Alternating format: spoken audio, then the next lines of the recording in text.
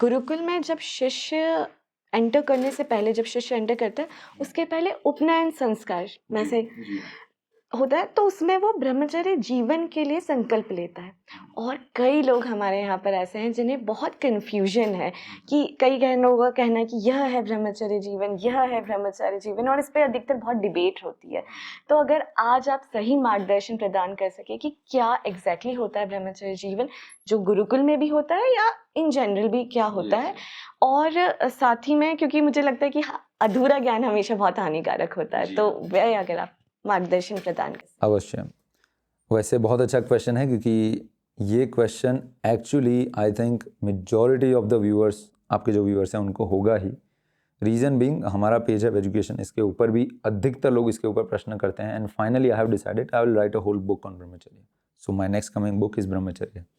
The name of the book is Brahmacharya, the lifestyle that will remove all your depression, all your anxieties, all your bad habits completely and make you completely fearless person. Completely fearless person.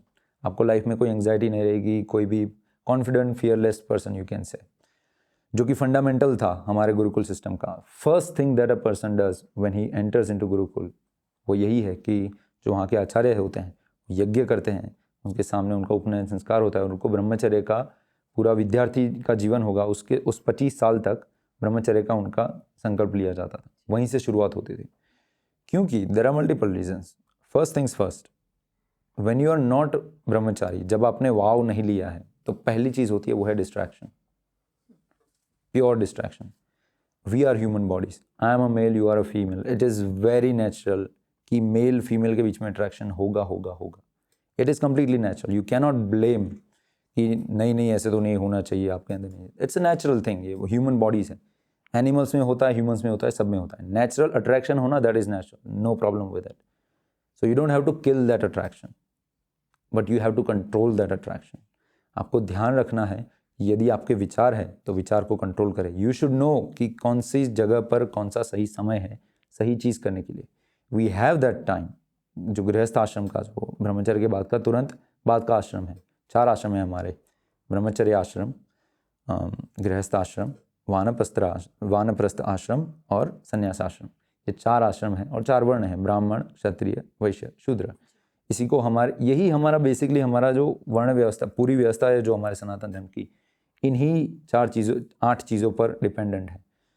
हमारे 4 वर्ण और 4 आश्रम, यदि इनको follow सही से करवा लिया जाए तो 99% of the problems of the world will be completely vanished.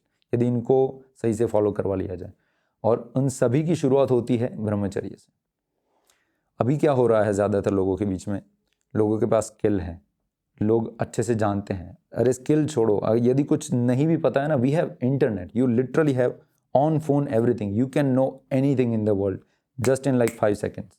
आप सर्च करो, आपको मिल जाएगा. So you don't really need a lot of information to grow in life. What you need is the primary thing which is motivation, your dedication. आपका dedication, motivation, inspiration, what, जो आजकल हम soft skills कहते हैं, इसको skills नहीं कहते, इसको सॉफ्ट स्किल्स कहते हैं. तो लोगों के पास स्किल्स भी है, पर बोलते हैं कि प्रभु प्रॉब्लम ये हो रहा है कि मन नहीं करता करने का.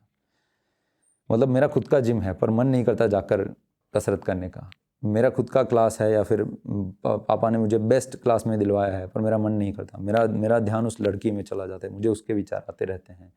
या फिर उसने आज मुझे रिप्लाई नहीं दिया तो पूरा एग्ज़ाम ख़त्म. मतलब पूरे एग्ज़ाम में कुछ और सूझता ही नहीं है. That is primary distraction. Second thing is तप.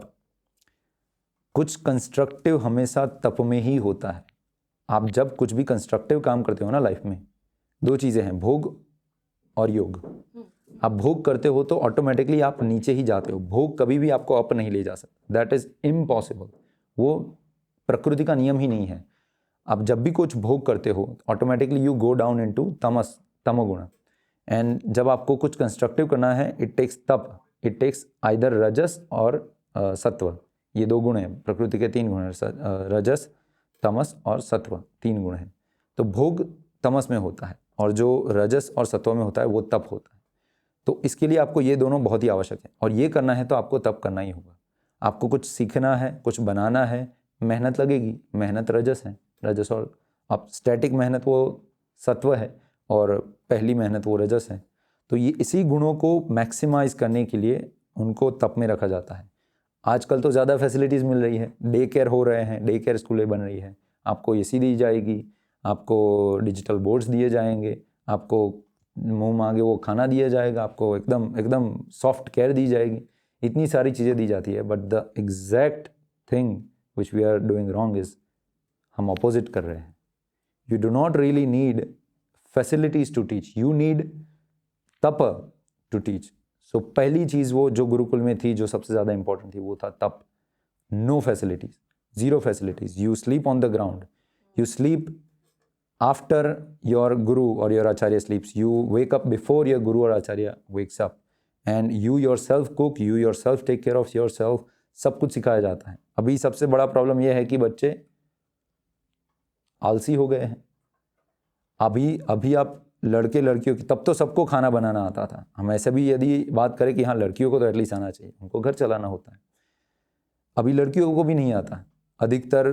मतलब इतनी बड़ी, मेरी एक सिस्टर है, कज़न सिस्टर है, छोटी सी है, जब वो 8-9 साल की थी ना, तब वो चपातियाँ भी बनाती थी, लगभग 8 या 10 प्रकार की डिफरेंट डिशेस भी बना लेती थी। वो जब 8-9 साल की थी तब से, तो तब की वो बात है। हमारे यहाँ बात करो, हमारे गुरुकुल में एक बच्चा है 6 साल का, हम जहाँ पर है ना अभी यूरोप में बना रहे, वहाँ पर फार्म कम्युनिटीज़ है, गुरुकुल नहीं कह सकते, वहाँ पर एक बच्चा है, वहाँ पर उनके जो पिताजी है वो वैष्णव सेवा प्रभु उनका नाम है, वे वहाँ के कुक हैं, मंदिर के कुक हैं। उनका बेटा है 5 साल का, अभी 6 का हुआ, 5 साल की उम्र में वो उनके पिता बनाते, वो सब कुछ बनाते हैं अकेला। और ऐसा नहीं कि इतना पूरे इतने में वो अकेला बनाता है, वो खुद ही नमक डालता है, वो खुद ही से बोलता है, कोई बोले तो अरे रुको, वो खुद ही डालता है। एंड आप जब हमारे यहाँ जब हम पिरसते हैं ना लोगों को कि हाँ ये लीजिए आपका ये, हम कैसे करते हैं, ऐसे ध्यान से देते हैं और फिर भी कुछ ना कुछ तो ढल जाता है। हमने उस लड़के को देखा था, 5 साल का लड़का था, not even one drop was coming down out from the dish. This is the level of expertise that a person can get in that level of age. 5-6 साल की उम्र में बच्चे इतने शातिर हो सकते हैं, इतने माहिर हो सकते हैं किसी भी, this is just one field, किसी भी फील्ड में इतने हो सकते हैं। But what we teach them, twinkle twinkle little star. 8-10 इस समय तक तो बस यही चीज़ें चलती है, फ़ोन में दिखाते हैं या फिर यही चीज़ें सिखाई जाती है, 1 2 3 4 5 6 7 8 9 10। और बहुत ज़्यादा आप देखोगे, आप जितने भी थोड़ा पीछे जाओगे ना, राजा महाराजा देख लो, बड़े बड़े ऋषि देख लो, आदि शंकराचार्य जी देख लो, सब लोगों ने छोटी उम्र में चीज़ें अचीव की है। अधिकतर लोगों ने छोटी उम्र में चीज़ें अचीव की है। कैसे?